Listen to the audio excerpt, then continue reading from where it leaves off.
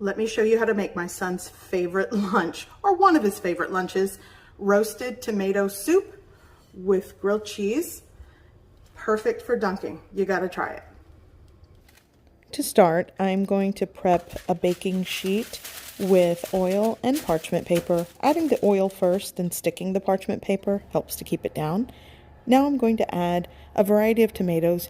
You could use the combination of fresh tomatoes that you prefer. These are what I had. It's around 1.5 pounds to 2 pounds. These are Campari and Sugar Bomb tomatoes, if I'm not mistaken.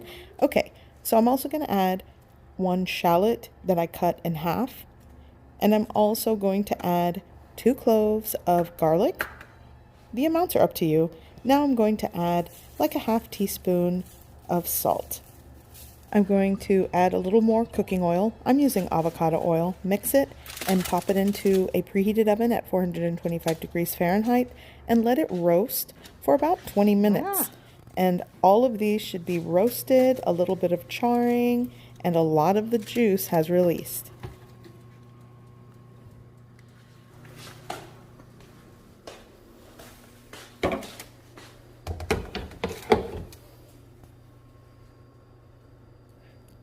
I'm going to carefully remove all of the stems from the tomatoes. And now I'm going to carefully lift the parchment paper with all the liquid and tomatoes carefully, and I'm just going to pour it right into my blender cup. These tomatoes are really juicy, but if you want extra liquid, add some chicken broth. So now I'm going to season with salt, a little bit of dried thyme, a little shake of dried basil leaves. Again, the amount is up to you. Here I'm going to add just a pinch of crushed red pepper flakes. And I love to add smoked paprika. Again, just a couple of dashes. Here I'm going to add some cracked black pepper. Sometimes I like to add a little pinch of chicken bouillon powder. Again, it's up to you. Now blend.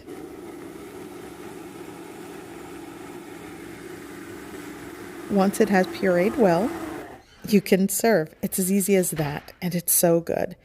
I already have my grilled cheese almost done, and my kids are hungry.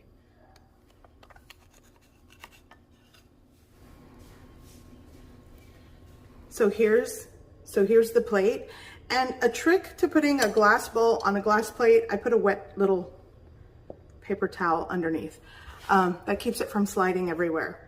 But going in.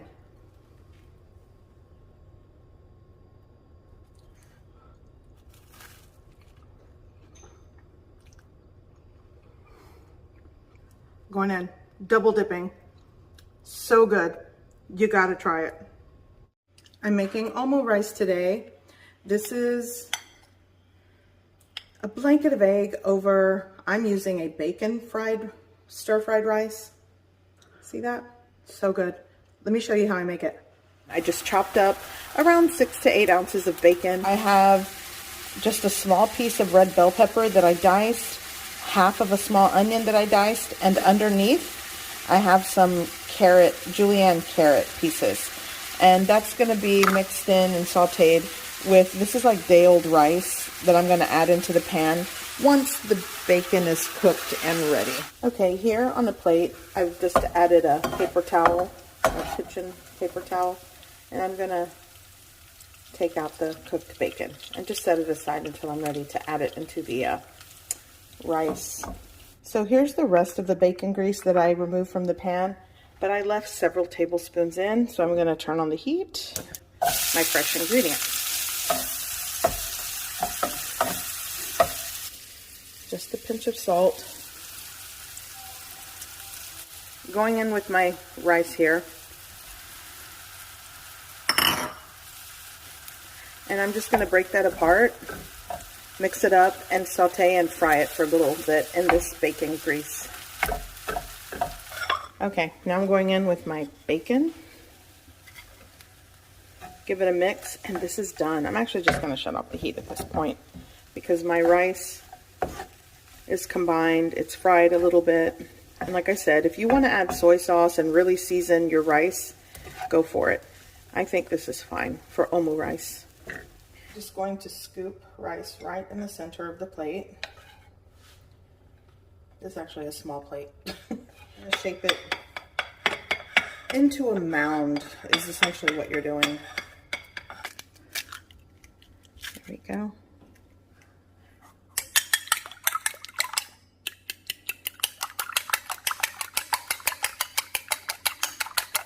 Going with the egg.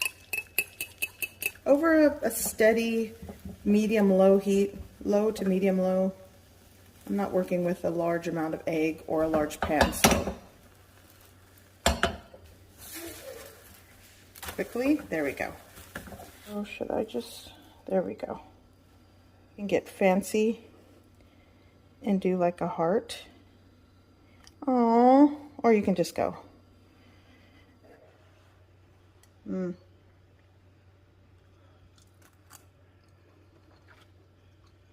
Mmm. Mm-hmm. So good.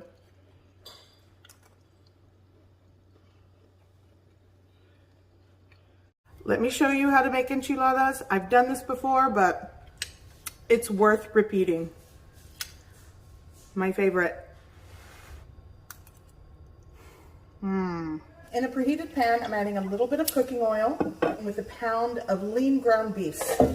Is really lean, diced onion, some granulated onion powder, granulated garlic powder, cracked black pepper, a little bit of chili powder, ground cumin, salt, and now I'm going to break it apart and cook well. Okay, so the ground meat is cooked. I'm going to turn off the heat first. Okay, I'm going to add this into a bowl because I'm going to use this same pan to make the enchilada sauce. About 3 tablespoons of cooking oil. And here I have a blend of chili powder, all-purpose flour, ground cumin, ground garlic, ground onion powders. I will put in the description or the comments below the exact measurements and list of ingredients for you. This is going to go into the oil. So I'm going to work this into the cooking oil. I'm just going to add water, 2 cups.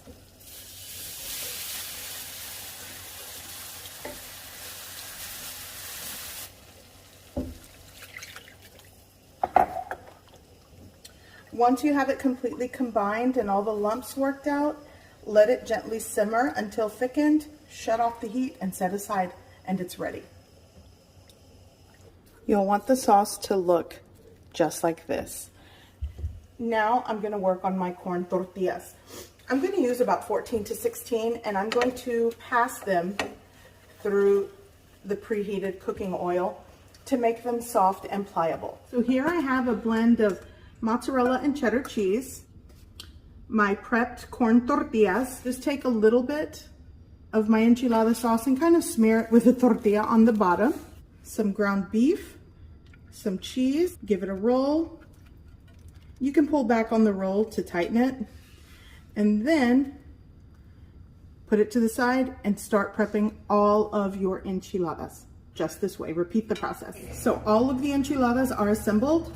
So what I'm going to do, I'm gonna sprinkle any ground beef left, going right on top.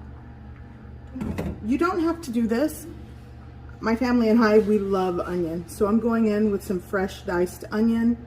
Now I'm gonna pour over all of the enchilada sauce.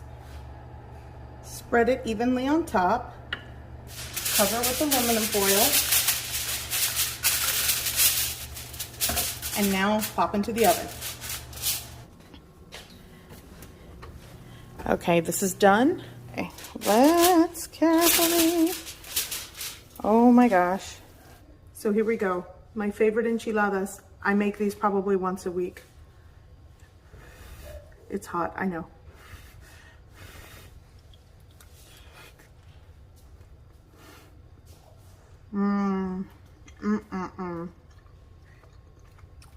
So good, you gotta make these. So here are my crock pot ribs. You gotta try this. Today I'm making ribs in the crock pot. And I'm gonna season them like basically barbecue ribs. So first, I'm using 3.5 pounds of St. Louis style spare ribs. With the help of someone, you want to remove that skin or membrane on the back of the ribs. So I'm going to be using a dry rub mix. This is a barbecue dry rub mix that I like to use. For those of you that have purchased my cookbook, that recipe is in my cookbook. I will also put it in the description or the comment section below. Really good, simple blend. So what I'm going to do, since I already have this flipped over with the backside exposed, I'm just going to season the backside before putting it into the crock pot. I'm going to put my ribs seasoned side down into the crock pot, the top side with my rub all over. So after seasoning, I'm going to add my favorite store-bought barbecue sauce all over the ribs to sprinkle a little more of my seasoning. Now you'll want to spread the barbecue sauce after sprinkling the seasoning, a little extra seasoning. I'm going to cook this on high for around 4 hours or until it's tender. On top. Cover with the lid, set it on high, cook for 4 hours, on low for around 8. So easy and so good. Okay, so I want to show you. So you see how the bones are already kind of like, look at this. Like there's a bone that fell already.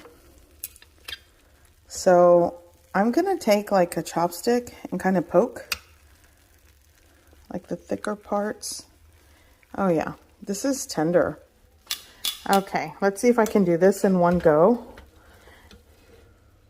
Yeah, see, this is already falling apart, so I really want to make sure I support it when I take it out.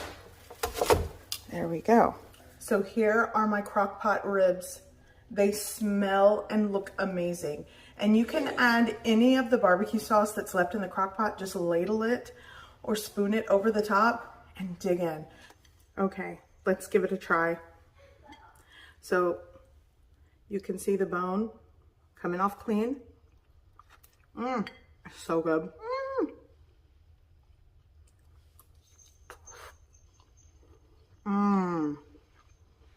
You got to try this. So good.